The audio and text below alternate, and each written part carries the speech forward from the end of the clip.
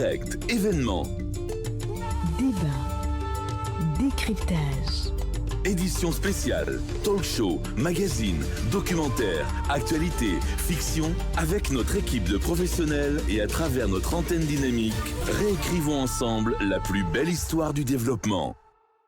Kavi TV, regardez la lumière. Kavi TV, la télé du développement. Kavi TV, regardez la lumière. Kavi TV, la télé du développement.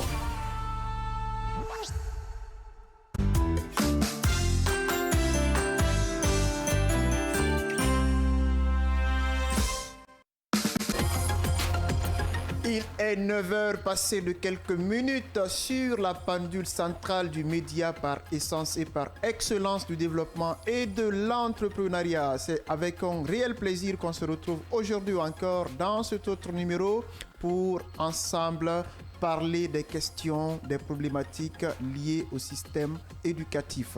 Alors que vous soyez élève, enseignant, parent d'élèves, ou en tout cas un simple passionné de l'éducation, sachez tout simplement que cette émission est faite pour vous, elle est conçue pour vous. Et comme tous les matins, pour débattre de ces questions, je suis avec mes chroniqueurs. Aujourd'hui, je vais commencer par Monsieur Cheikh. Bonjour Monsieur Cheikh. Bonjour, le professeur. Ça va, le moral il est bon? Ah bon, ça va. Hein? Dieu merci, avec un joli Macky Sall. Hein? Merci. Allez, ça c'est mon chroniqueur rebelle cabinet. Bonjour mon cher. Alors, bonjour El Professeur. Oui. Bonjour à l'ensemble des téléspectateurs de Kavi. Je n'oublie pas aussi les auditeurs. Mais, vous savez, en marge des examens nationaux de la session 2025 à Sigiri, il y a un certain nombre disons d'acteurs. Bien sûr, ces acteurs ont été impliqués, disons, dans les cas avérés de fraude dans la DPE de Sigiri. Ah bon? Notamment des délégués, notamment des chefs de centre. On a même saisi, disons, des copies photocopiées, c'est-à-dire des traités photocopiés dans l'un des centres d'examen à Sigiri. Ah bon? Le nom du centre? Non, on y reviendra, mais nous voulons savoir pourquoi ça coince, pourquoi la procédure n'aboutit pas encore. Parce que le juge d'instruction avait convoqué, ou le procureur plutôt avait convoqué certains acteurs. Certains délégués ont même dit non, nous sommes des délégués du MEPIA. Pour que nous répondions à votre convocation, il faut évidemment saisir monsieur le ministre Jean-Paul Sédi. Donc nous ne savons pas, est-ce que cette affaire a été, parce que certains même avaient été incarcérés. Ceux qui avaient été interpellés en flagrant délit avaient été incarcérés. Mais nous apprenons que vraiment il y aurait eu versement de pots de vin pour libérer certains d'entre eux. Il y aurait. Mais bien entendu, non, bien entendu, c'est du conditionnel.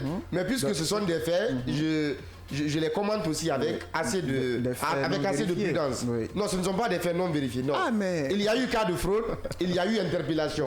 Si certains d'entre eux sont retrouvés en liberté, il n'y a pas eu de procès. Mais qu'est-ce qu'on peut dire par là? C'est parce qu'il y a eu certainement un arrangement à l'amiable. Et surtout, nous savons chez nous ici, la corruption à la peau dure, ce sont les mêmes faits et les mêmes actes qui continuent dans ce système éducatif. Donc nous demandons à monsieur le ministre de bien vouloir se mettre en rapport avec la justice de Sigiri pour mettre tout en œuvre pour que nous y voyons mieux clair.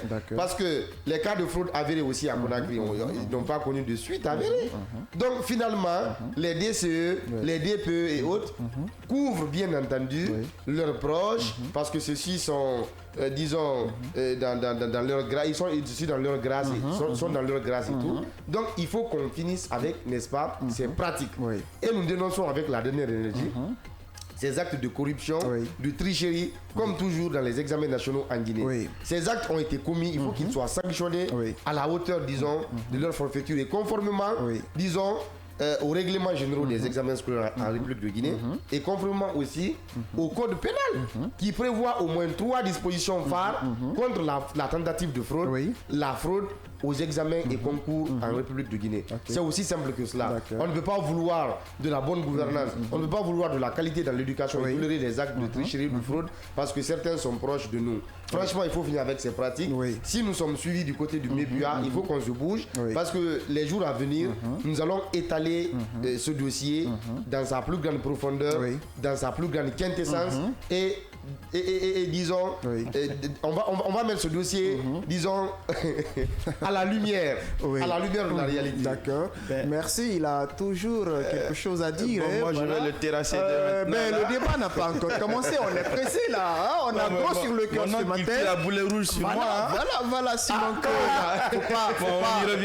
Faut pas ravir la vedette quand même au mot du prof là. Allez-y. Il est toujours en mode guerre. Et je rappelle que côté technique, on est accompagné par Mamadou Diallo, Monsieur Wamouno et toute, en tout cas l'équipe, sans oublier Kadiatou, Mademoiselle Kaba. Et d'ailleurs, je suis habillé par elle. Hein, faites vos commandes. Alors, ce matin, comme vous le savez, il y a aussi, quand on prend le bureau du prof, c'est aussi des rubriques comme le mot du prof. Le mot du prof est une rubrique didactique, une rubrique pédagogique qui vise à éplucher, à disséquer quelques règles, quelques subtilités de la langue française, de la langue de Molière. Vous savez, la langue française, elle est très complexe, on ne peut pas l'appréhender, on ne peut pas la cerner à 100%, mais on essaye tant bien que mal de nous employer à respecter ne serait-ce qu'à 90% les règles. Et dans ce studio, nous n'avons vraiment pas la science infuse, nous essayons de faire ce que nous pouvons pour justement aider nos auditeurs et téléspectateurs à renforcer tant bien que mal leur quotient linguistique, leur quotient grammatical. Alors, lorsque nous prenons quelques mots, alors prenons par exemple l'expression avoir à faire. Avoir affaire à, avoir affaire à, avoir affaire à. Et à l'oral, ce n'est pas facile de percevoir la différence. Mais il faut savoir qu'il y a nettement une différence entre les deux expressions. Et quand je dis par exemple, j'ai affaire à un excellent médecin. J'ai affaire à un excellent médecin. Alors, comment on va écrire affaire. Voilà, ça va forcément coïncider. On va penser que c'est le verbe faire. Non. On l'écrira avoir affaire. Affaire comme les affaires courantes. Voilà, A-F-F-A-I-R-E. J'ai affaire à un excellent médecin. J'ai affaire à un excellent chroniqueur. Ou quand on dit par exemple, je n'ai pas affaire aux hypocrites.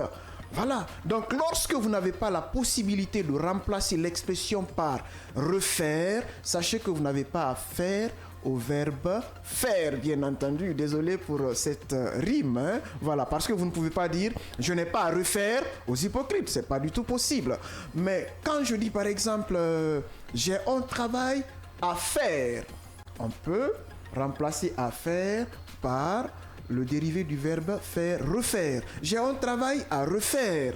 Voyez-vous un peu. Donc c'est la petite différence qui existe entre les deux expressions. Donc il faut faire très attention pour ne pas s'amêler les pinceaux, mesdames et messieurs auditeurs et valeureux téléspectateurs du média de développement. Alors très souvent, il y a une expression aussi qui est très galvaudée dans son usage. Vous savez, ce qui compte beaucoup, il faudrait qu'on essaye de très bien rédiger. À l'oral, il peut y avoir des manquements parce qu'on n'a pas le temps de se relire. On peut dire rapidement le à la place de la sans s'en apercevoir. C'est ce qu'on appelle lapsus. Mais quand c'est à l'écrit, il faudrait qu'on fasse beaucoup attention. On a le temps de relire ce qu'on a écrit. Alors parfois dans les courriers même administratifs, j'ai fait la remarque, on écrit « Monsieur le ministre, je vous serai gré ». Alors là, c'est une grosse bévue grammaticale. On ne dira pas « je vous serai gré ». Non, parce que ce n'est pas le verbe être, mais on dira tout simplement « Monsieur le ministre, je vous saurai gré ».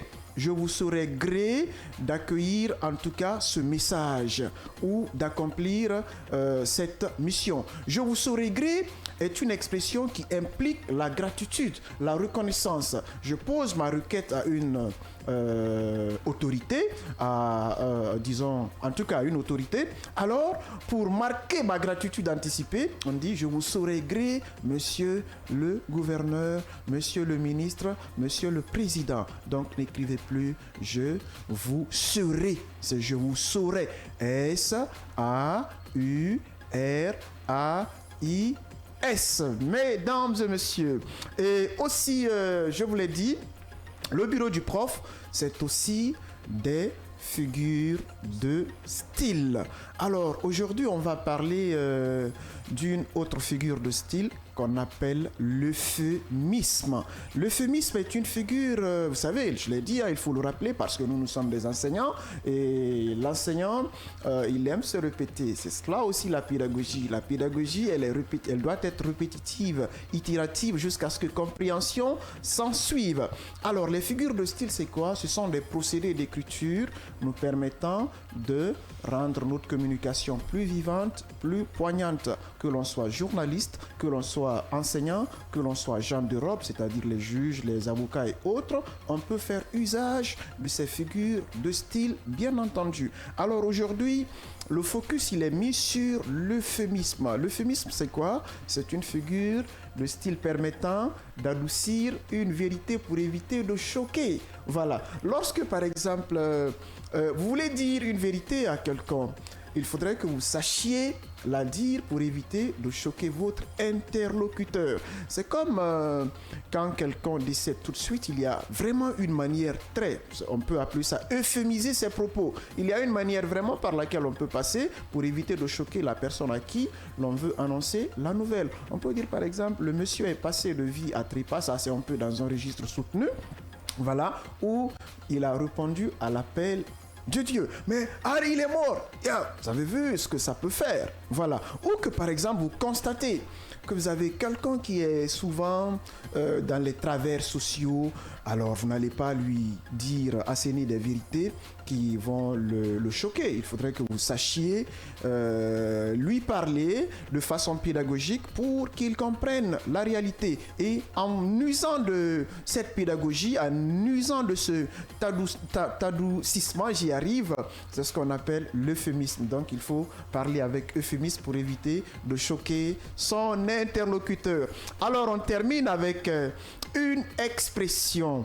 Dilemme ou choix cornélien. Quand on dit que je suis dans un dilemme cornélien, je suis dans un choix cornélien.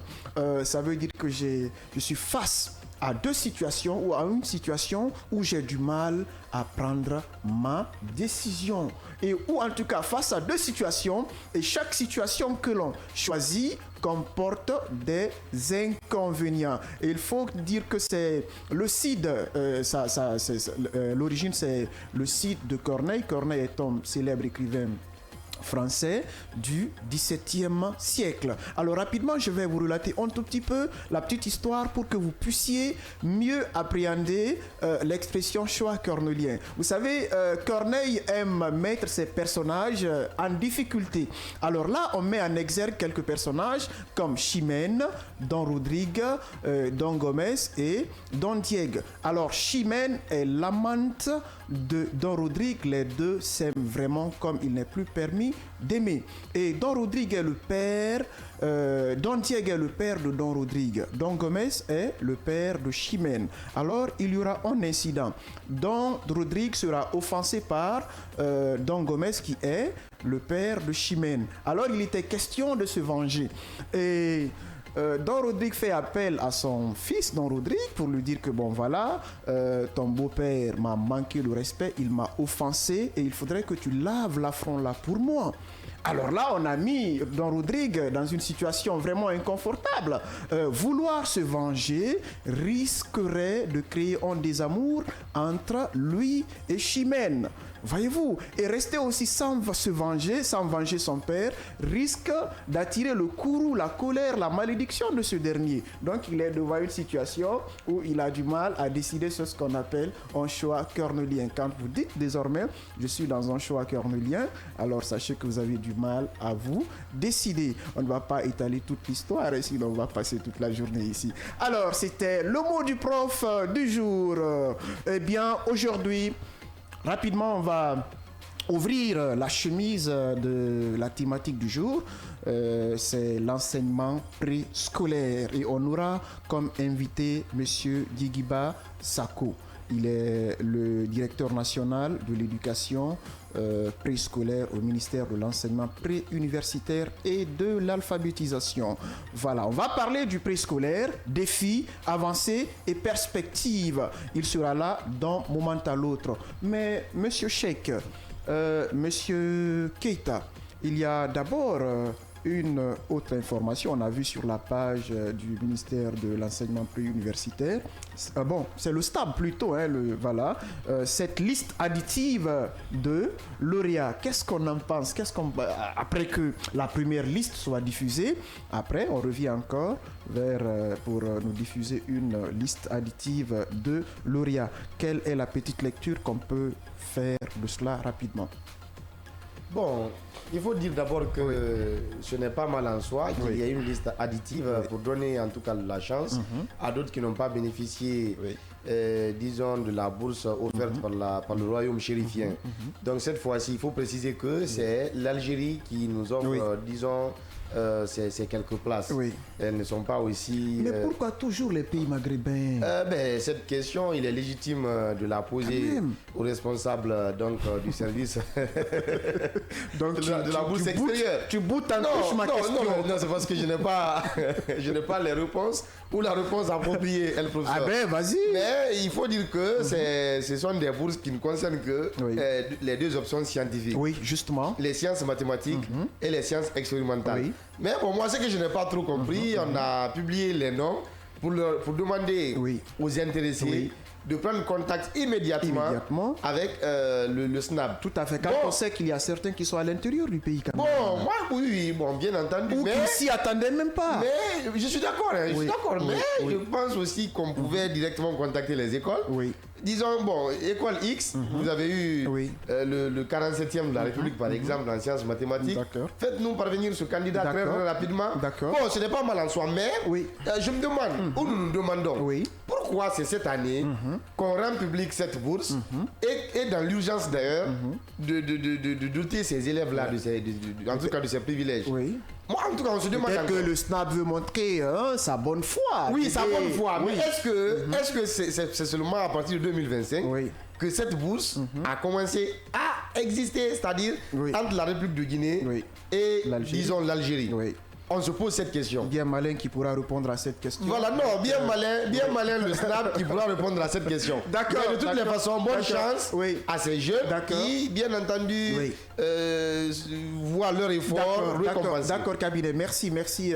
Alors, nous allons marquer une courte pause et revenir pour nous permettre quand même de prendre quelques gorgées d'eau pour rafraîchir, voilà, on arrive là.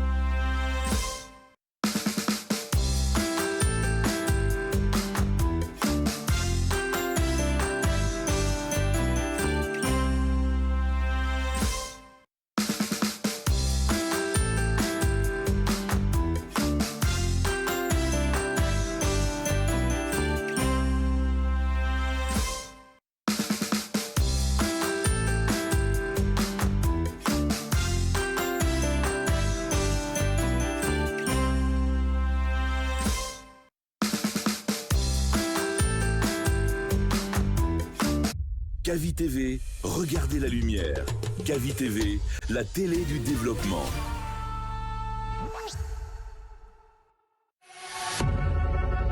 Vous pouvez désormais suivre l'ensemble de nos programmes via notre application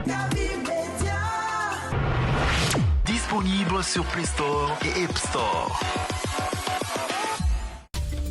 Direct, événement. Débat.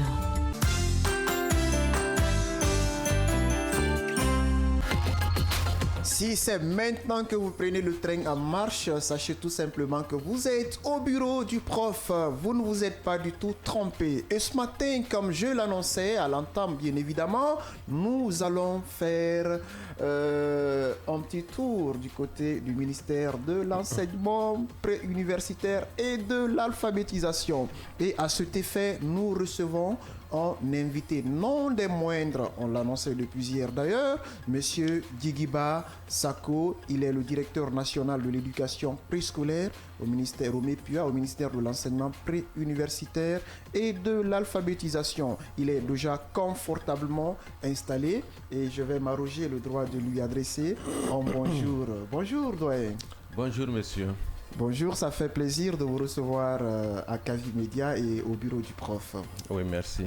Et on sait que il est un peu souffrant, il est frappé par le rhume, mais bon, c'est un doyen qui tient beaucoup à sa parole. Merci encore une fois. Voilà, donc d'entrée de jeu, nous parlons aujourd'hui de l'enseignement préscolaire. Nous avons parlé des étudiants ici, nous avons parlé des élèves, nous avons parlé de beaucoup de sujets et il nous tenait à cœur aussi qu'on parle du préscolaire parce que c'est la base.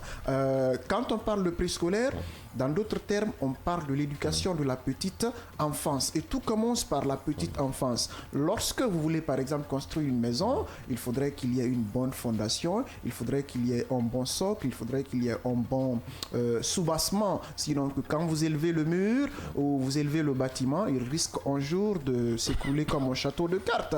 Et c'est pourquoi il faut mettre un accent particulier sur l'éducation de la petite enfance où tout commence, bien entendu. Mais bien avant d'entrer dans le vif du thème, dans le vif du sujet, je voudrais que M. Djigiba Sako nous parle un peu de lui. C'est qui quand on dit Djigiba Sako? C'est qui Djigiba Sako? Bon, bonjour monsieur le journaliste, bonjour chers collègues.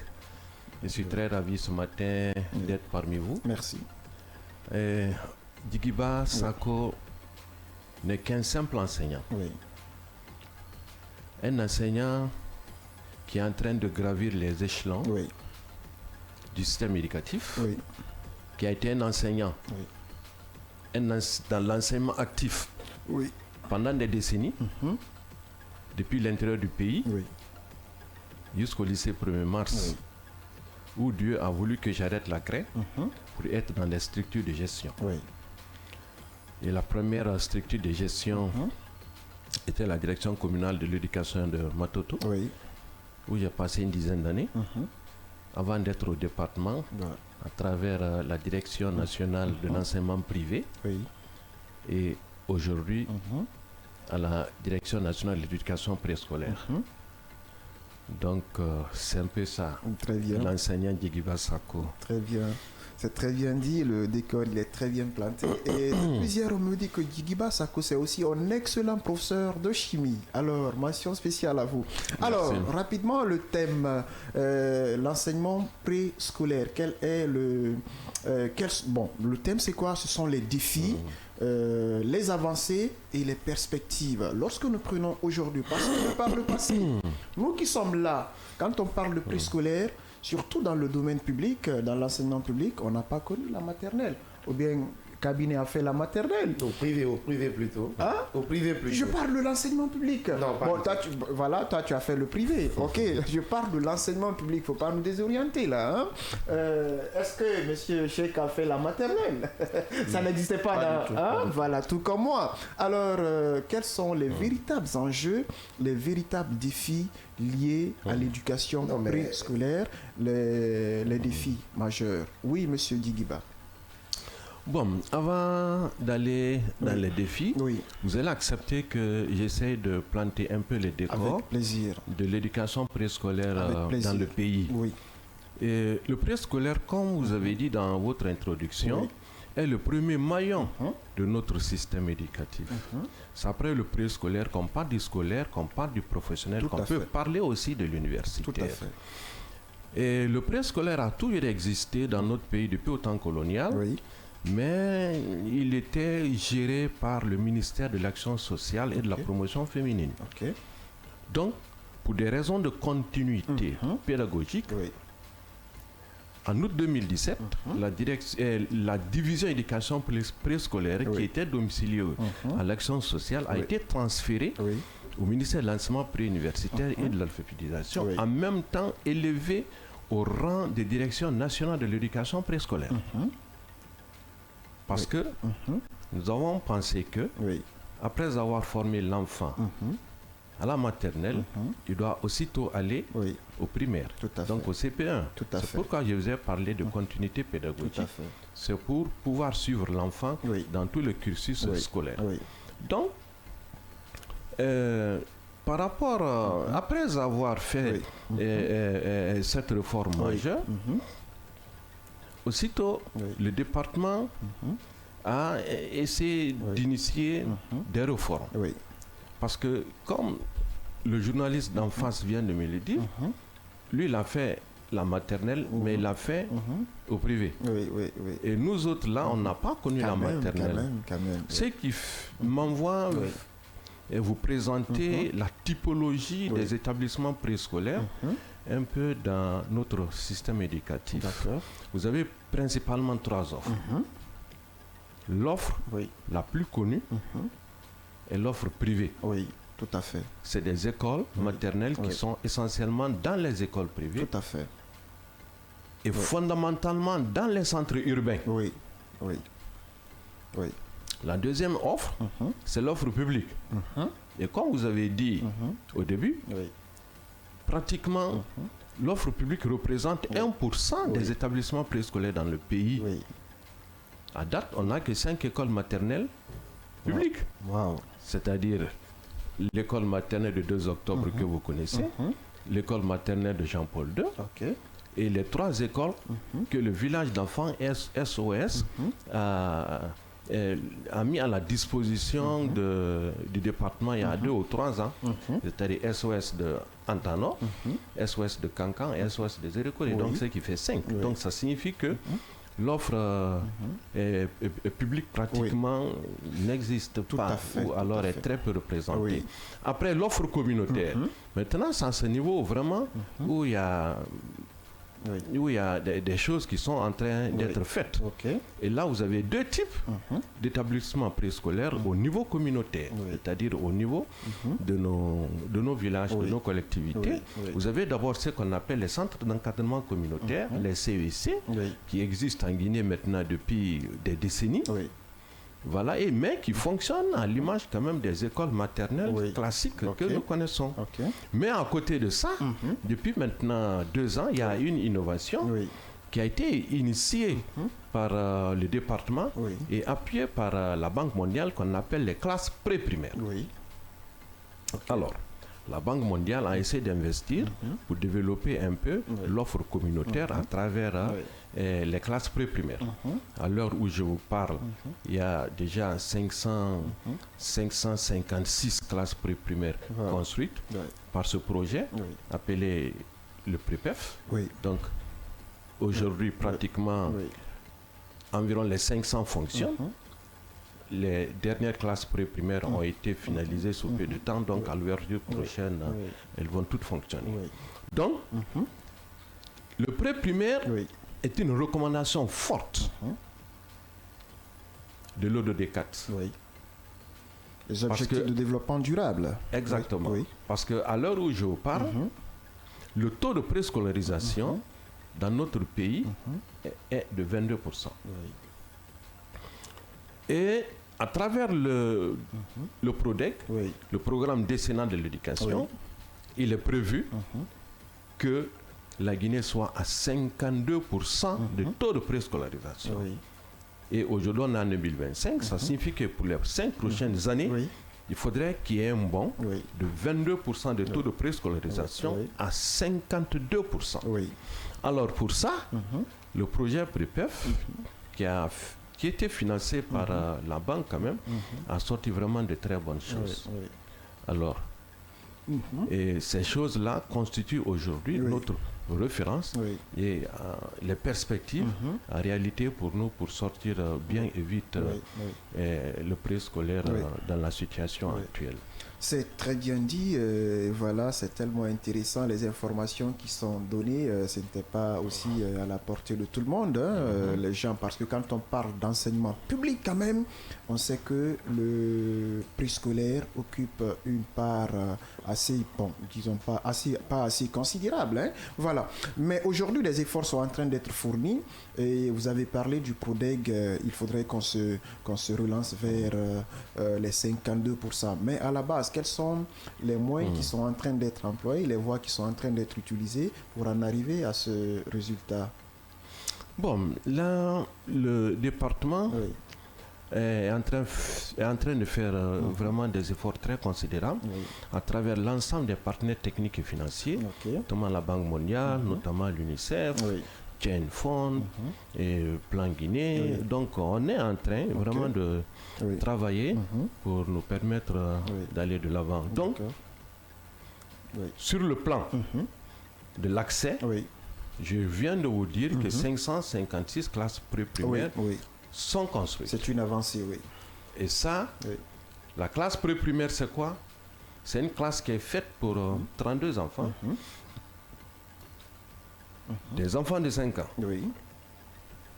Le pré-primaire, il est réservé essentiellement pour les enfants de 5 ans. C'est juste pour une année de préscolarisation. On recrute les enfants de 5 ans dans nos villages. Ils reçoivent un an de formation. Et après, maintenant, ils vont directement à CPA. Et pour cette catégorie d'établissements préscolaires, les principaux outils ont été aussi élaborés. Parce qu'il faut un programme. On a sorti un curriculum. C'est vrai que le financement est de la Banque mondiale, mais l'accompagnement technique a été fait par l'UNICEF. On a sorti un programme qu'on appelle le curriculum de l'éducation, le curriculum de la classe pré-primaire, son guide pédagogique. Et plus de 2200 enseignants du primaire ont été formés pour gérer ces classes pré-primaires. Donc c'est pour dire que les perspectives sont déjà bonnes. Parce que si aujourd'hui on a 556 qui sont opérationnels, c'est qu'on a déjà un vivier. Après la poursuite ou bien après l'achèvement des constructions, on a déjà un vivier sur le terrain qui puisse être ici pour faire fonctionner ces classes pré-primaires. Ça, c'est du côté un peu de l'accès et de la qualité. Maintenant, du côté de la gouvernance, on a aujourd'hui un document de référence qu'on appelle le document de politique et de l'éducation préscolaire et son plan stratégique de mise en œuvre. Le plan stratégique de mise en œuvre regroupe l'ensemble des activités à réaliser d'ici 2030 pour nous permettre d'être à 52%. C'est un document qui est bien détaillé, qui est assez volumineux. Bon, un document qui pourrait être éventuellement mis à votre disposition pour votre propre information, parce que ça regroupe beaucoup de choses. Et toujours par rapport à l'atteinte des 52%, les centres d'encadrement communautaire qui ont toujours existé dans notre système depuis des décennies, beaucoup aujourd'hui ne fonctionnent pas. Parce que tout simplement, c'est des centres c'est des centres communautaires. Donc, pratiquement, les éducateurs qui sont là sont à la charge des collectivités. Donc, aujourd'hui, avec le recrutement qui vient d'être fait en début de l'année, c'était le recrutement sur place, ça a permis quand même de faire relancer beaucoup de centres d'encadrement communautaire. Mais à côté de ça, d'autres centres aussi sont vétustes. Donc, dans ce plan stratégique de mise en œuvre, il y aura aussi des rénovations de ces centres d'encadrement communautaire. Mais également, d'ici 2030, il est prévu que chaque préfectures de la Guinée soient dotées d'une école maternelle. Wow. Et ce processus aussi a commencé. Oui. On a déjà ciblé 7 préfectures. Et les 7 préfectures seront les préfectures des chefs-lieux des régions administratives. Et là, c'est cette préfecture, on peut connaître... c'est cette préfecture. Bon, c'est la préfecture de Boké, la préfecture de Kindia, la préfecture de Mamou, la préfecture de Labé, de Farana, de Zérékoré et de Kankan. C'est très bien. Donc là, tous les ingrédients sont déjà réunis. Et les prochains jours, avec le transfert des compétences en matière de construction qui a été fait pour l'ANAFIC, qui va réaliser ces infrastructures. Je pense que les travaux vont commencer. On a déjà identifié tous les sites avec le BSD, notamment la carte scolaire du BSD. C'est des préalables qui ont été réglés. Donc, sous peu de temps, les marchés vont être octroyés et que ces premières écoles maternelles vont commencer à être implantées sur tout le territoire national. Donc, voilà quelques éléments qui sont réunis pour nous permettre d'être au rendez-vous de 2030 avec 52% de taux de préscolarisation. C'est vraiment intéressant, c'est accrocheur ce que le doigt est en train de développer comme... Et pas pour vous couper la parole. Oui, allez-y. En 2019, comme on devrait aller vers la préscolarisation universelle, à Conakry, on avait initié 7 classes pré-primaires. À Conakry. C'était quand même un peu tôt, mais on a essayé d'implanter, voir qu'est-ce que ça pouvait donner.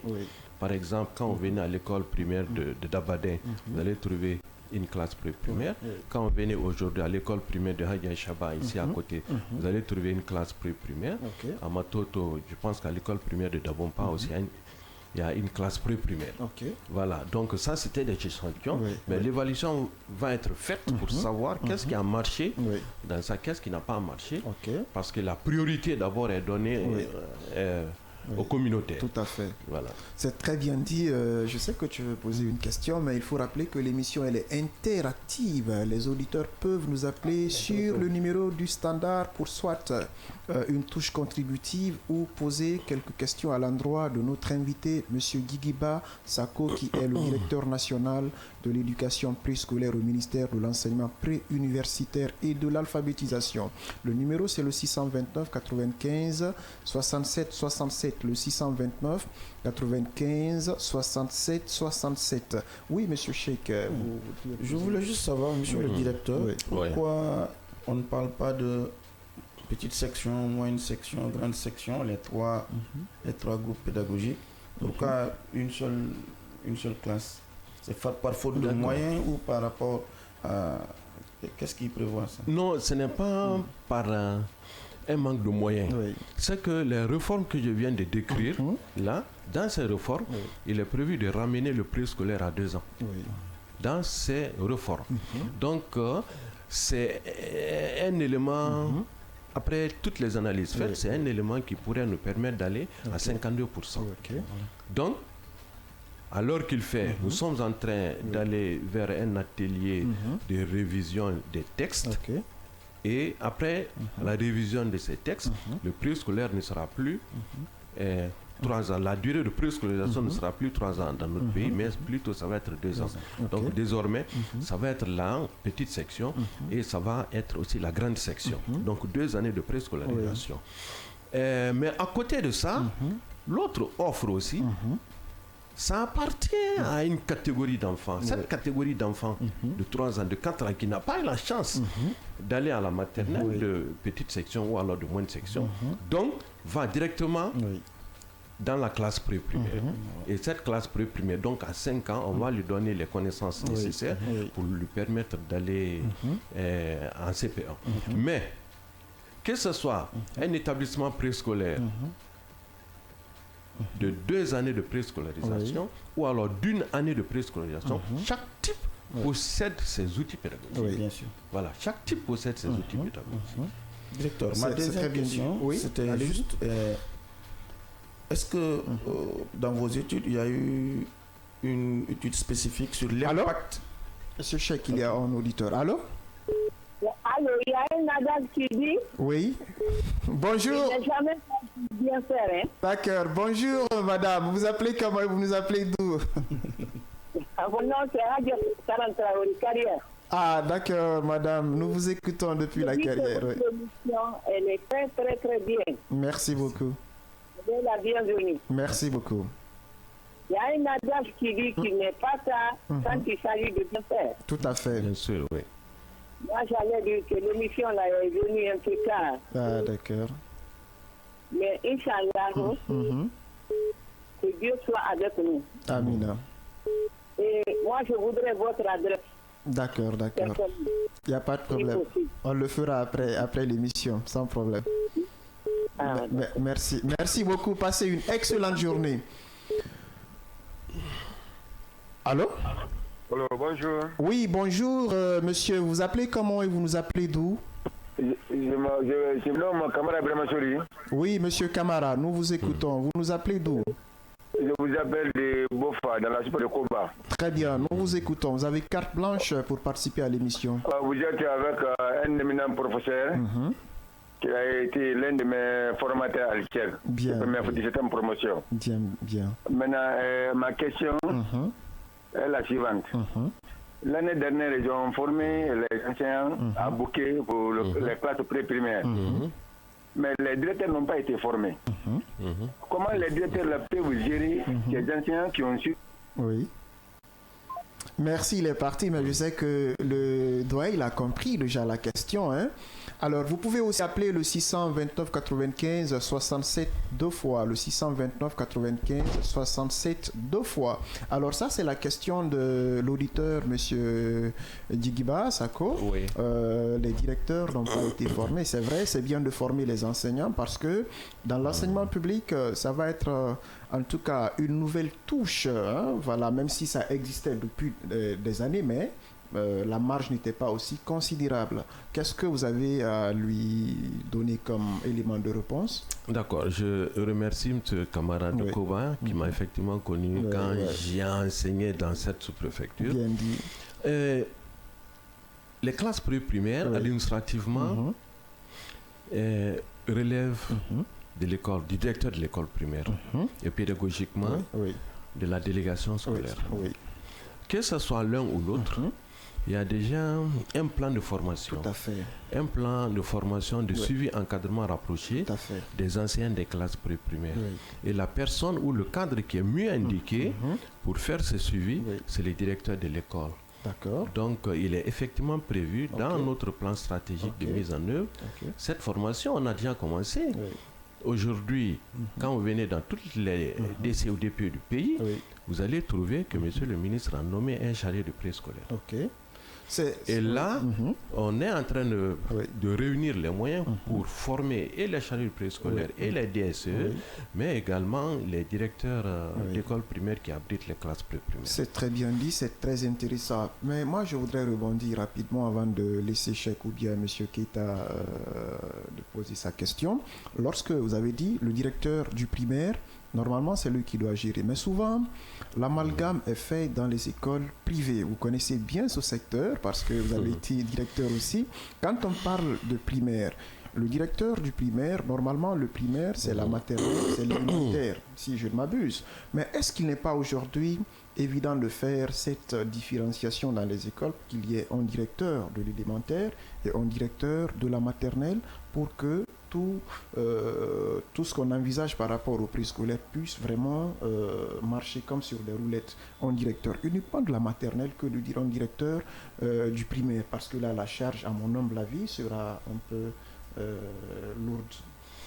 Bon, peut-être que je vais finir par le privé. D'accord. Mais ce qui est du public, vous savez que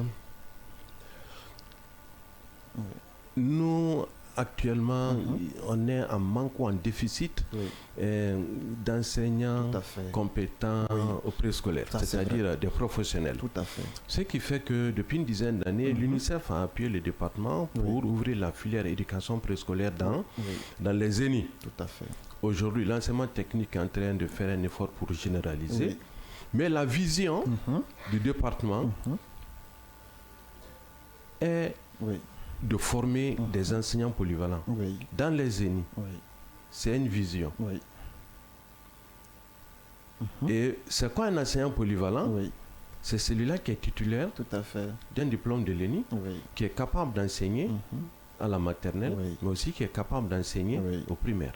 Si tu es affecté quelque part à Frigagbe, c'est à monsieur le DP de Frigagbe ou bien au DSC de Frigagbe de voir quel est le déficit à Frigagbe. Si le déficit, c'est en maternelle, toi, qui est certifié, qui est un enseignant polyvalent, il t'affecte au préscolaire, donc pré-primaire.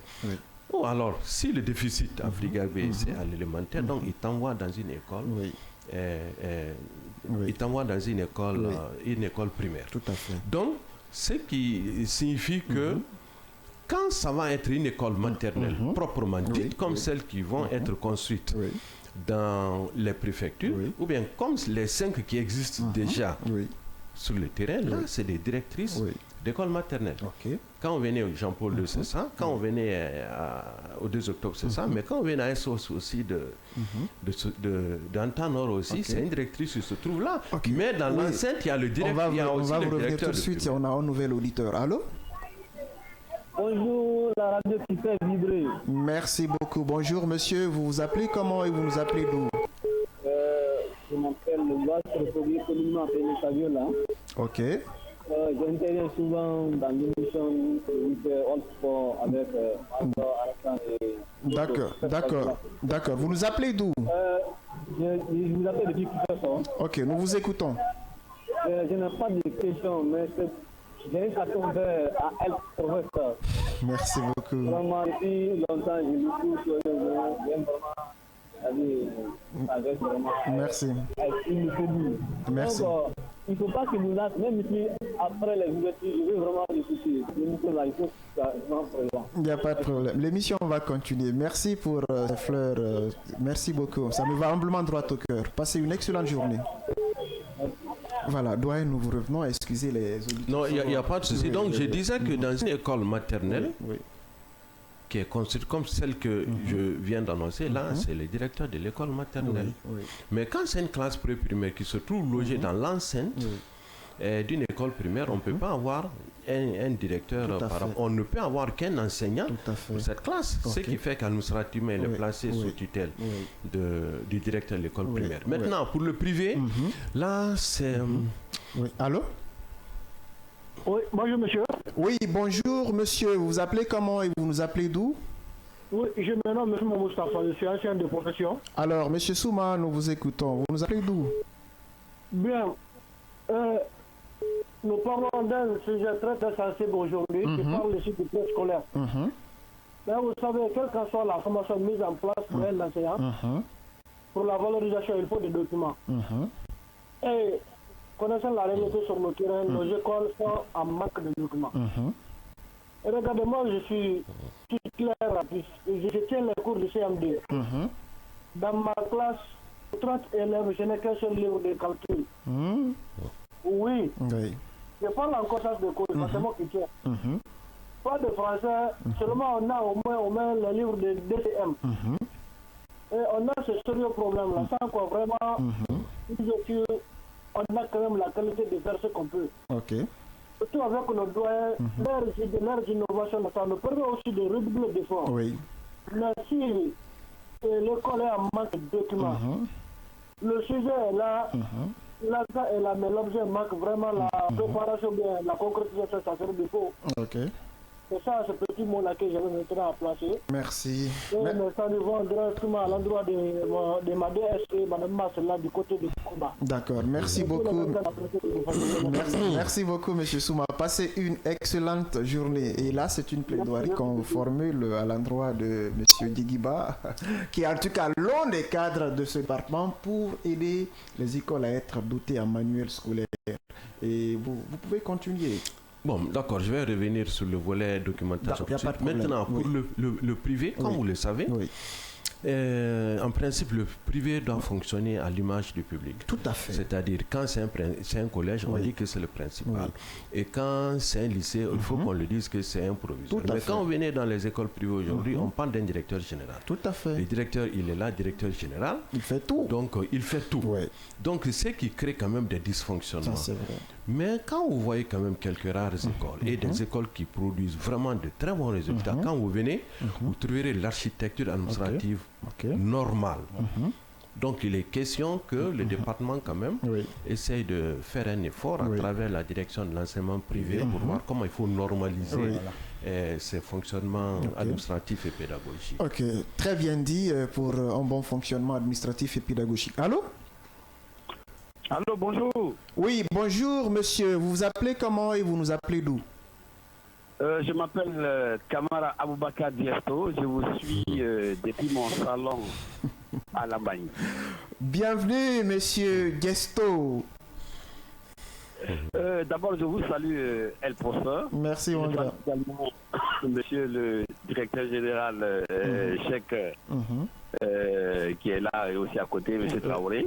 Et surtout, celui pour lequel j'ai décidé d'appeler ce matin dans votre grande émission, monsieur Djiba Sako, qui est une icône du laboratoire de chimie. Tout à fait. Il nous a modélé, il nous a façonné. Avec tous les corps chimiques, qui même aujourd'hui, on est capable de citer les 20 premiers éléments, c'est grâce à lui. Voilà, ça j'avais pensé. Du tableau de Mendeleev. Voilà, justement. Donc, merci quand même à lui. Je le suis avec déférence, je le suis pas à pas, entre les lignes. C'est pour dire que c'est un professionnel aguerri, attitré, qui est dans ce studio, qui maîtrise ce qu'il est en train de dire. Et je crois que que ce soit du secteur privé, parce qu'il a été directeur national de l'enseignement privé, je crois qu'il connaît les défis liés à ce département. Il connaît également les avancées qu'il a mises en place. Et je crois que ça se passe de commentaires. Et s'il a les coups de franche au sein du département du MEPIA, je crois qu'il pourra faire bouger les lignes, parce que le connaissant, c'est un professionnel rigoureux dans tout ce qu'il fait. Ça, c'est vrai. Et je crois que ça se passe de commentaires. Et ensuite, je reviendrai également sur la question du préscolaire. Tout récemment, nous avions suivi le lancement, l'anniversaire même de la création du préscolaire en Guinée. Et ça a été un gros événement. Mais est-ce que depuis la création, parce qu'il a bien dit au niveau de ces initiatives des ODD 4, et les ODD 4 estiment que l'État a le droit de donner un enseignement et qualifié à tous les enfants du monde, à tous les enfants des différents pays membres. Et je crois que dans cette optique, est-ce que il y a eu une évaluation à mi-parcours depuis l'introduction de ce préscolaire en République de Guinée. Alors, s'il y a eu évaluation, quels sont les résultats qui ont été obtenus? Merci, le professeur. Merci beaucoup, mon grand, et passez une excellente journée. Vous pouvez aussi appeler le numéro du standard, le 629 95 67 67. Monsieur Yigiba, on vous lance des fleurs dans cette émission et je pense que ce sont des fleurs, des roses très bien méritées. Et pour enchérir un peu avec ce que Diesto a dit, il a été superviseur, il m'a une fois trouvé dans un centre, mais j'ai vu sa façon de travailler, j'ai compris que ce monsieur-là, c'est un homme très rigoureux et ça m'a beaucoup marqué. Je dis, bon, lui, il doit passer dans mon émission. Allez-y, doyen. Merci à Diesto. C'est l'ancienne école de Kova toujours. Et par rapport à sa question, effectivement, une étude a été faite et un rapport a été publié. L'étude, c'est l'étude des bilans et des compétences des enfants entrant au primaire. C'est une étude qui a été financée par l'UNICEF en 2018. Et c'est suite à cette étude maintenant que des propositions sont sorties pour être au rendez-vous de 2030. L'une des recommandations phares, c'est qu'il faut ramener le préscolaire à 2 ans. C'est-à-dire, au lieu de petites, grandes et moyennes sections, il faut le ramener tout simplement à 2 ans. Parce que les résultats de cette étude ont montré que vraiment, à l'image des autres pays, que nous aussi, on peut aller vers une éducation préscolaire de 2 ans que de continuer à garder et 3 ans. Donc ça, c'était l'une des recommandations phares et c'est ce qui a fait que, avec les réformes que nous sommes en train maintenant là de conduire, bon, je pense que la révision de ces textes de préscolaire que je viens de vous annoncer a pris un peu de retard. Sinon, à partir de cette ouverture 2025, on allait aussitôt commencer dans tout le pays, que ce soit du public ou du privé, petite section, grande section. À l'image de beaucoup d'autres pays.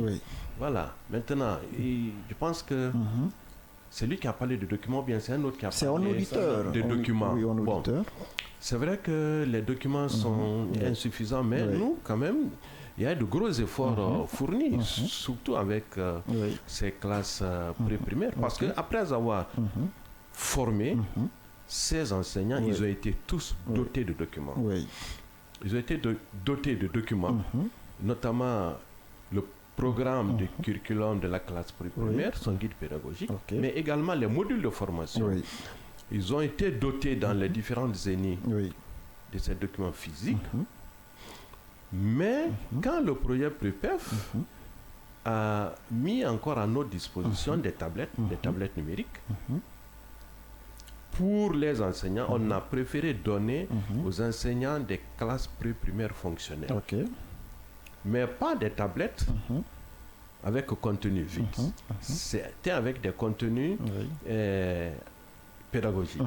Donc, l'ensemble des documents qui ont fait l'objet de formation dans les ENI ont été embarqués, ont été mis dans les tablettes, mais également d'autres documents stratégiques du département ont été aussi embarqués dans ces tablettes.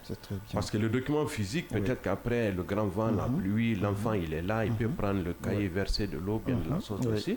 Mais si vraiment tu as la chance de bien conserver ta tablette, tous les documents sont dans la tablette. Mais au-delà de ça, un effort encore d'être fait pour renouveler le stock physique des différents documents qui ont été mis à leur disposition. C'est très bien dit, doyen. Et on va marquer une courte pause pour permettre à notre invité de prendre quelques bouffées d'oxygène. On revient dans un instant, mesdames et messieurs, ne bougez pas.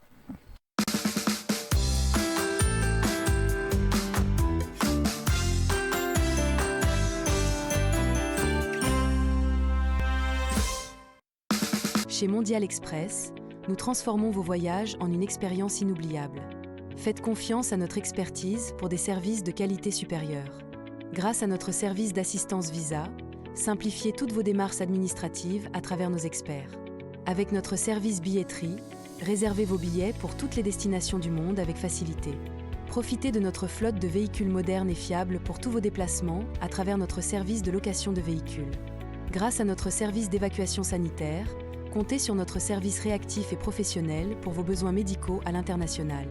Assurez-vous d'un environnement impeccable avec nos services de nettoyage de qualité. Transportez vos marchandises en toute sérénité grâce à l'expertise de notre service de transit. Développez vos compétences d'agent de voyage avec nos formations spécialisées suivies de stages pratiques au sein de nos équipes. Contactez-nous dès aujourd'hui au +224 613 00 39 69 ou au +224 613 00 39 70. Nous sommes situés à Mankpa, 4e avenue, immeuble Dabo, commune de Kaloum. Visitez notre site internet au www.mondialexpress.net. Mondial Express, chaque voyage est une histoire. Direct, événement. Débat. Décryptage. Édition spéciale, talk show, magazine, documentaire, actualité, fiction, avec notre équipe de professionnels et à travers notre antenne dynamique, réécrivons ensemble la plus belle histoire du développement. Cavi TV, regardez la lumière. Cavi TV, la télé du développement. Cavi TV, regardez la lumière. Cavi TV, la télé du développement.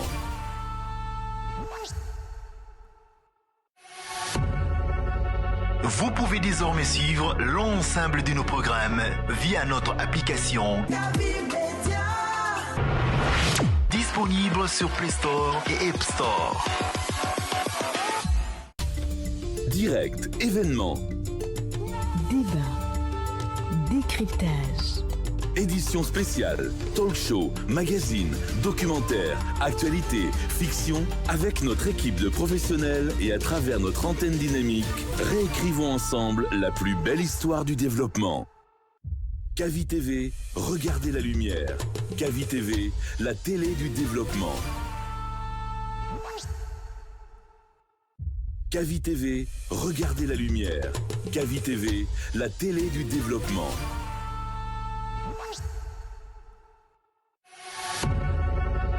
Vous pouvez désormais suivre l'ensemble de nos programmes via notre application disponible sur Play Store et App Store.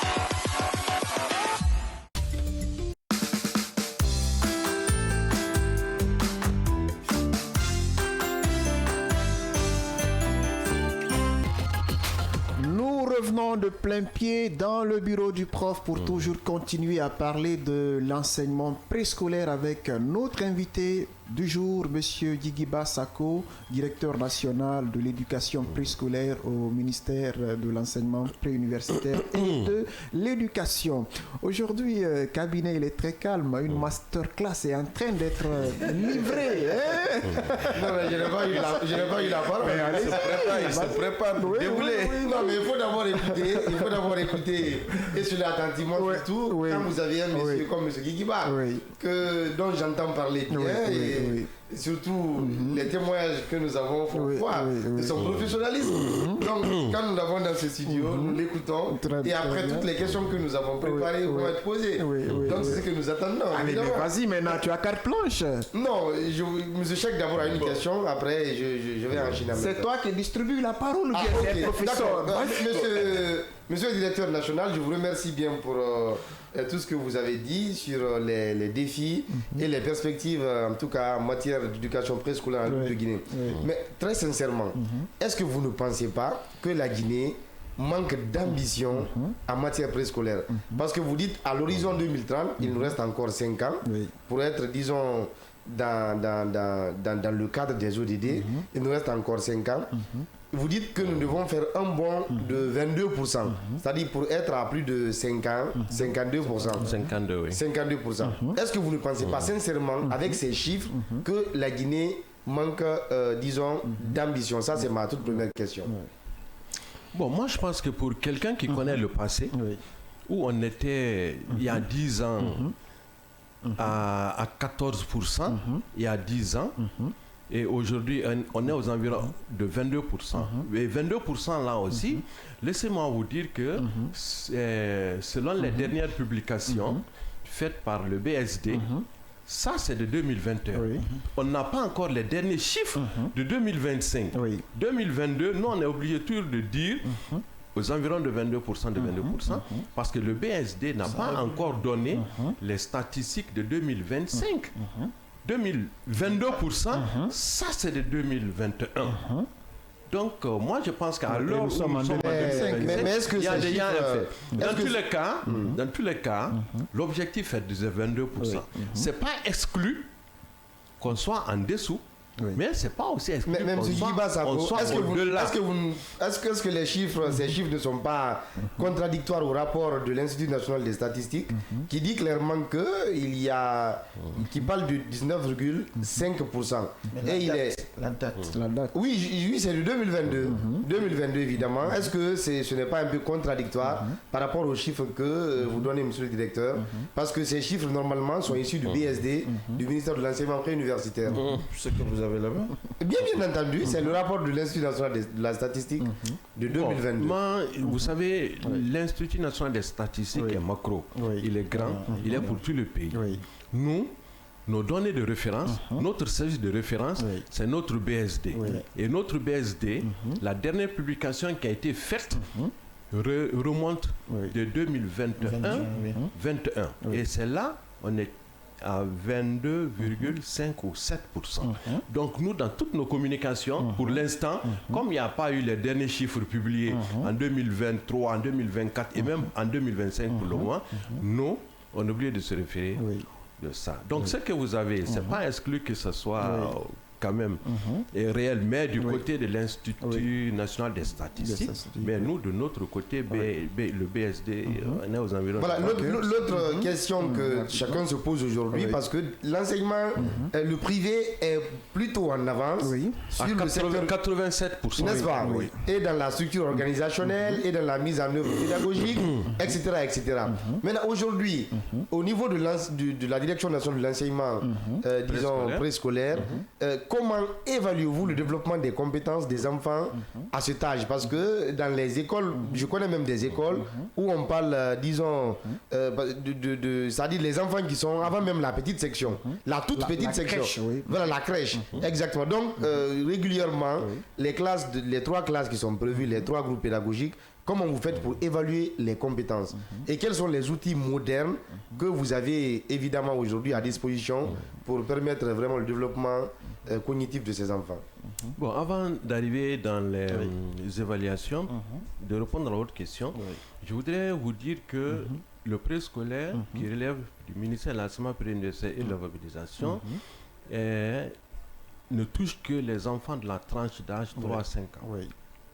Avant 3 ans, on parle de crèche, comme ce que vous avez dit. Tout à fait. On parle de garderie, et les crèches et les garderies ne relèvent pas du MEPIA, relève du ministère de l'Action sociale. C'est vrai qu'il y a un amalgame au niveau du privé. On met crèche, on met garderie, on met maternelle, on met tout ensemble. Mais nous, le préscolaire, c'est juste pour les enfants de 3 jusqu'à 5 ans. Et comme ce que vous avez dit, au préscolaire, il n'y a pas de redoublement. Oui, ça c'est vrai. Dans les écoles maternelles, on ne redouble pas. Dans les classes pré-primaires, les CPP, réservés pour les enfants de 5 ans, on ne redouble pas. Cette évaluation qui est là, elle n'est pas une évaluation chiffrée. Elle est verbale, c'est une appréciation. Par rapport à un domaine, par rapport à un sous-domaine, on dit qu'il est excellent, on dit que c'est satisfaisant, on dit que c'est passable, on dit que c'est médiocre, mais on ne le redouble pas. Est-ce que vous avez vu? Donc c'est un peu comme ça, l'évaluation des apprentissages se passe au niveau des écoles maternelles ou alors au niveau du préscolaire. Et parlant de ressources, monsieur le directeur, aujourd'hui, quelle est la part du préscolaire dans la ligne du budget national alloué au MEPIA? Parce que vous avez cité beaucoup de partenaires tout à l'heure, j'en ai bien noté. Et lors de ma récente visite à Mataka, où nous avons mis en œuvre, disons, un projet d'appui pédagogique pour les enfants du primaire de cette localité, nous avons vu une infrastructure poussée de terre où on nous a dit que normalement ça doit être une classe de pré-primaire. Donc dites-nous aujourd'hui quelle est votre part dans le budget et à quelle hauteur la Guinée contribue, disons, à la réalisation de ces infrastructures, et est-ce que ce budget est satisfaisant à votre avis, monsieur le directeur? Quelle question? Bon, le budget, il n'est pas du tout satisfaisant. Je me réfère toujours aux derniers chiffres, parce que c'est des chiffres généralement qui ne sont pas mis à la disposition de tout le monde. Quand on faisait l'étude des bilans et des compétences, le budget du préscolaire dans le budget du MEPIA, donc du département, était de 0,02%. Soit combien? 0,02%. Oui, soit combien? Bon, je ne peux pas le dire, mais aussi, ce nombre aussi servait essentiellement à payer les enseignants. Donc, ce qui fait que, en termes d'investissement, il n'y en avait pas. Investissement, c'est quoi? C'est des constructions. Les constructions que nous bénéficions aujourd'hui, c'est à travers les programmes, c'est à travers les projets. Et ce que vous avez visité du côté de Mataka, il y a aussi une classe de ce genre, par exemple, à Temenetaï.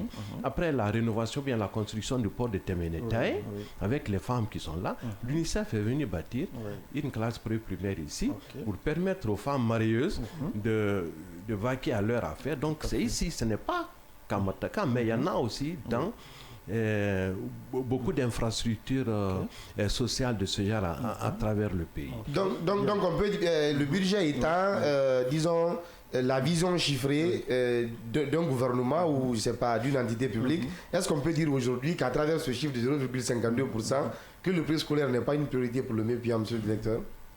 Le préscolaire est une priorité, comme tous les autres ordres d'enseignement.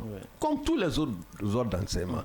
Mais en réalité, le département évolue à partir de ces différents, programmes et projets éducatifs. Les programmes, bon, je ne sais pas, en 90, vous étiez à quel niveau? De 90 et maintenant, on a connu beaucoup de programmes et de projets. En 90, la Guinée a connu pour la première fois ce qu'on appelle le PAS, le programme d'ajustement sectoriel de l'éducation.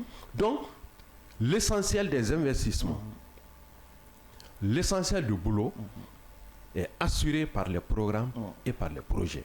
Et en Guinée, c'est la première fois que le préscolaire a bénéficié d'un projet appelé le PREPEF, qui a été financé par la Banque mondiale et a été mis en œuvre avec beaucoup d'autres institutions telles que l'UNICEF. Donc, dans la politique nationale de laquelle découle la stratégie dont vous avez parlé, vous avez prévu beaucoup d'activités. Beaucoup, oui. Voilà. Mais est-ce que toutes ces activités ne seront financées que par les partenaires ou bien vous aussi, vous avez prévu vraiment de mobiliser les fonds même dans le budget national, monsieur le directeur?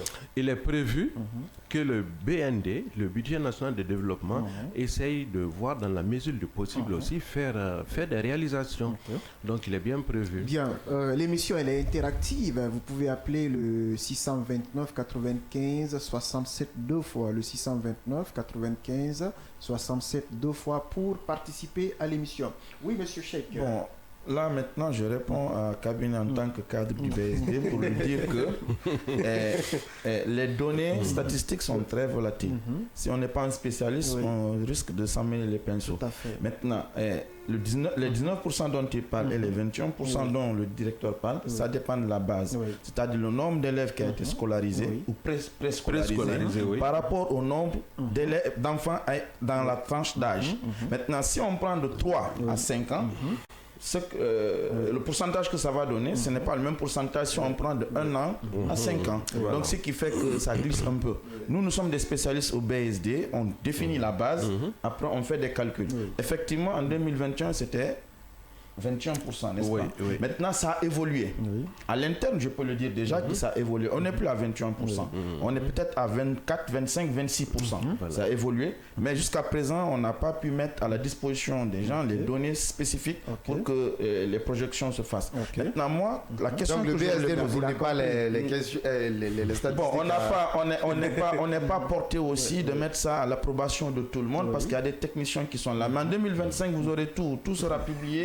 Et puis tout est fait. Et la courbe, elle est forcément évolutive. Voilà, c'est ça le problème. En tout cas, l'objectif, c'est d'aller vers 52% en 2030. Et nous ne sommes pas les seuls. C'est une politique mondiale. C'est mondial. Donc, moi, ce que je voulais poser comme question au directeur, c'est-à-dire l'impact que sa direction a sur les parents d'élèves, sur les ménages.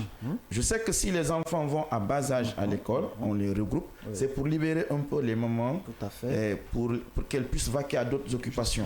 Maintenant, est-ce qu'il y a une politique d'accompagnement de ces moments-là pour qu'arriver à la maison, qu'elles puissent s'occuper de ces enfants et pérenniser ce que les enfants ont acquis dans les classes? Bon, vraiment merci Cheikh. Monsieur Cheikh voudrait faire allusion un peu à l'éducation parentale que nous appelons la parentalité. C'est un moyen qui permet, qui aide tous les acteurs et les partenaires pour consolider les connaissances des enfants une fois à domicile. Mais pour consolider la connaissance des enfants à domicile, il faut quand même que les parents soient outillés. Il faut que les parents soient formés. Et laissez-moi vous dire que c'est un volet qui est très important dans notre processus enseignement-apprentissage parce qu'il faut former les parents. Et ces modules, quand même, existent avec nous pour donner des renforcements de capacités aux parents pour qu'une fois l'enfant à la maison. Mais ces modules ne concernent pas que les parents intellectuels. Ça concerne et intellectuels et analphabètes. Même si tu es analphabète, c'est des modules qui sont quand même accessibles à tous les niveaux pour que ce parent qui est analphabète, une fois que l'enfant quitte l'école, qu'il ait le temps pour encadrer l'enfant, pour l'orienter, pour consolider ce que l'enfant a appris à l'école. Parce que c'est un volet aussi qui est extrêmement important.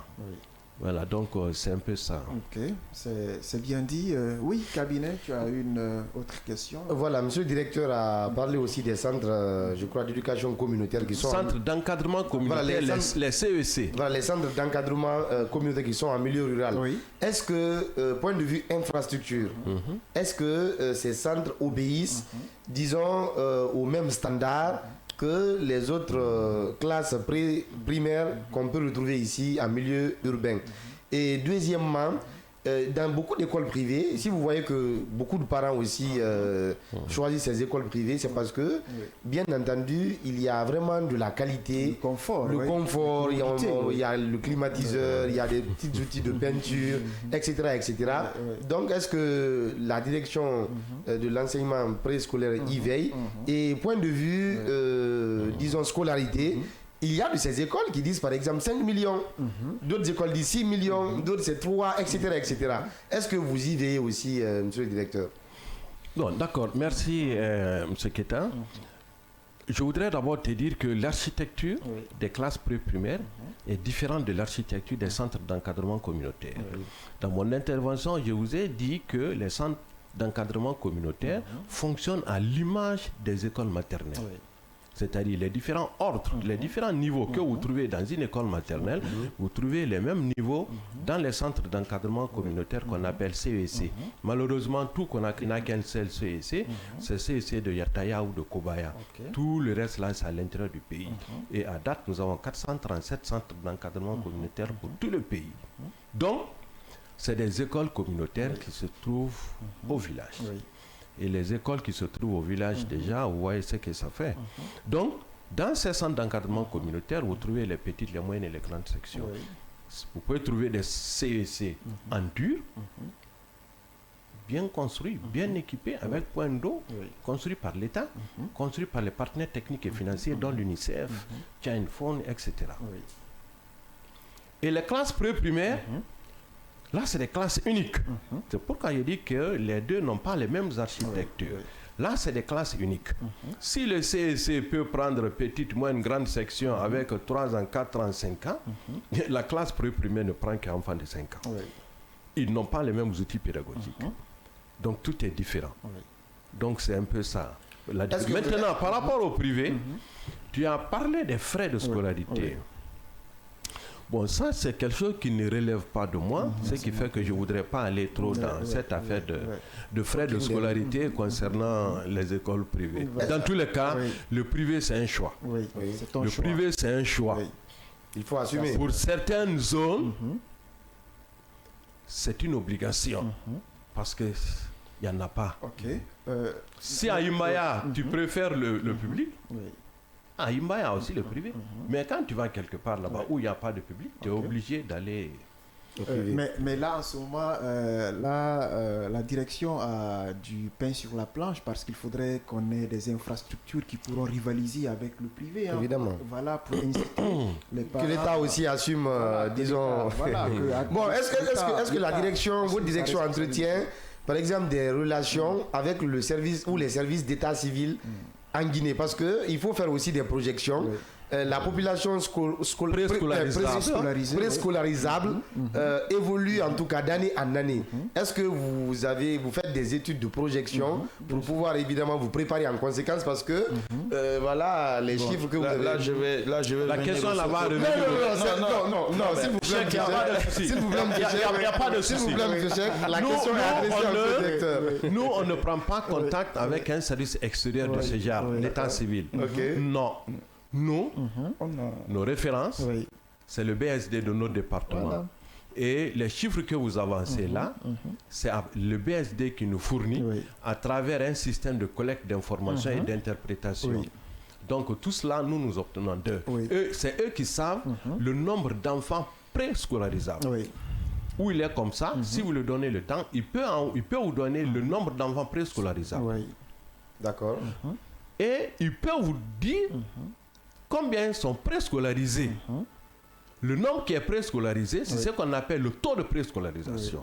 Donc si nous réussissons dans nos réformes à embarquer tous les enfants en âge d'être préscolarisés, ça signifie qu'on va être au rendez-vous de 2030, c'est-à-dire à 52%. Est-ce que vous êtes optimiste, monsieur le directeur? Très optimiste. Alors, vous êtes au bureau du prof pour participer à l'émission. Vous n'avez qu'à appeler le numéro du standard, le 629 95 67 deux fois. Le 629 95 67 deux fois pour votre touche contributive, ou en tout cas poser une question à notre invité Djigiba Sako, le directeur national de l'éducation préscolaire. Voilà, préscolaire, voilà, justement au ministère de l'enseignement pré-universitaire. Bon, moi j'ai envie de savoir l'alphabétisation. J'ai envie de savoir quelque chose. Non, ce n'est pas pressé. Oui, allez, vas-y. Vous savez, monsieur le directeur répond tellement bien qu'il faut évidemment chercher avec pédagogie. Qu'il faut chercher les bonnes réponses avec lui. Bon, je veux savoir aujourd'hui quelle est la préfecture qui a le moins. Allô, on a un nouvel auditeur. Allô? Oui. Allô, oui, vous allez bien? Oui, ça va, madame. Vous appelez d'où et vous appelez comment? J'appelle de Kobaya. Ok, madame, nous vous écoutons. Ok, je parle de, quand vous parlez de l'émission, j'ai beaucoup aimé l'émission. Merci. Mais je voulais parler de quelque chose là. Allez-y, allez-y. Il y a les enfants qui vont à l'école, par exemple, vous parlez de l'école privée et de l'école publique. Oui, l'école privée, il y a les enfants, ils vont là-bas, mais les enseignants ne s'occupent pas d'eux. Par exemple, moi, ma fille était là-bas. Elle faisait la 5e année. L'enseignante ne donnait que les choses, la leçon, dire d'écrire pendant toute l'année. Elle n'a pas fait la biologie pendant toute l'année. Vous avez compris? Elle a perdu l'année là. Vous avez compris? L'école publique, encore le primaire encore, il y a les enseignantes qui donnent aux voyous, aux hommes comme ça là. Elles ne vont pas enseigner. Elles donnent aux autres garçons de chercher autres personnes quoi. Pour donner le résumé. Voilà, elles n'assistent pas. Elles laissent les enfants comme ça là. Donc ça là, c'est vraiment, c'est décourageant. Nous n'avons pas les moyens d'envoyer les enfants dans les privés, mais dans les publics, nos enfants sont en train de perdre là. C'est bien dit, madame. Vous avez été largement compris. Merci beaucoup. Passez une excellente journée. Vous pouvez aussi appeler le 629 95 67 deux fois. C'est un constat quand même qui est réel. On constate un délaissement au niveau des écoles publiques qui, dans le temps, formaient vraiment des élites. Mais aujourd'hui, l'abandon, il est constatable un peu partout. Alors, oui, monsieur. Bon, moi, je voulais un peu rebondir sur les questions de mon collègue cabinet. Pour dire que l'état civil peut vous dire qu'il y a 1000 enfants de 0 à 6 ans. Mais parmi les 1000 enfants là, de 0 à 6 ans, il y en a qui sont frappés de maladies ne leur permettant pas d'être scolarisés. Donc les données qu'ils vont nous fournir par rapport aux données que nous on a, parce que nous partout on a des représentants. Alors, un nouvel auditeur, monsieur Cheikh. Allô? Bonjour monsieur. Oui, bonjour monsieur. Vous vous appelez comment et vous nous appelez d'où? Mamadou de Matoto. Alors, monsieur Diallo, nous vous écoutons. J'avais une question pour monsieur le directeur. Quels sont les outils que monsieur le directeur a prévus pour les parents d'élèves?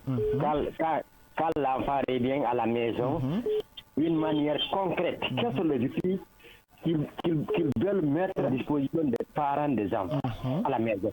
Concrètement. D'accord.